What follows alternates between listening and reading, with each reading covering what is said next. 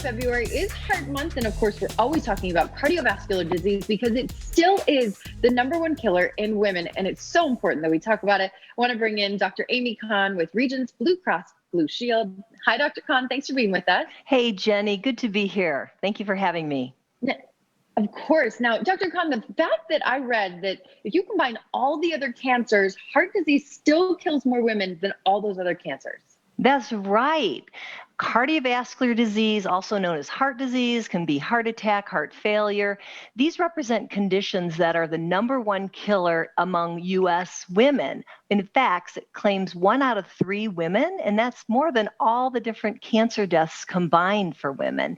So it's important that persons understand their risks, and we find that particularly for younger women, they're not as aware that heart disease remains a threat for their health and that they can take actions to help prevent the development of heart disease. Yeah, it's really scary when you think of it like that it kills that many people a year. So it is so important that we take action. Let's talk about some of the risks, because if it is in your family, you've got to know that stuff too.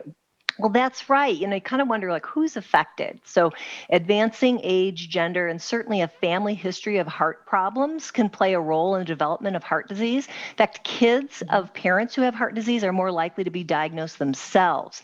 Now, as we think about particular populations at risk, it turns out that heart disease disproportionately affects African Americans, American Indians, Hispanic persons, and some persons of Asian American descent, much more than what the white population. So being aware of what those risks are important, and then being sure to follow up. For example, making sure that your weight is in check, that you're following a healthy diet, really refraining from those kinds of bad fats or trans fats or highly processed foods, but also staying physically active. These are steps that people can take to prevent the development of heart disease. And then making sure that we all know our numbers. And that means keeping our blood pressure in the optimum range, so getting it checked, and then, if necessarily, treated with medication. Also important is knowing your cholesterol levels and keeping track of your blood sugar.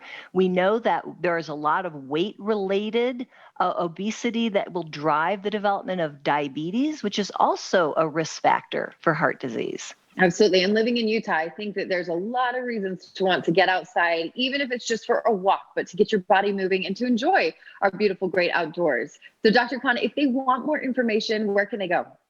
Well, Regence and other health plans offer health screenings for individuals, offer education, and also can connect people to a primary care practice if you want health screening. In addition, there are a number of online tools and community resources where you can get information about managing your health, heart health, and of course, it's February, Go Red for Women Day. So we really want to call out the American Heart Association in this terrific initiative to raise awareness for all our women in our lives, as well as all individuals, to take care of their hearts. 100%. We can never be reminded enough, to eat healthy, to get your body moving, all of that. So thank you again, Dr. Kahn, and great to have you on the show.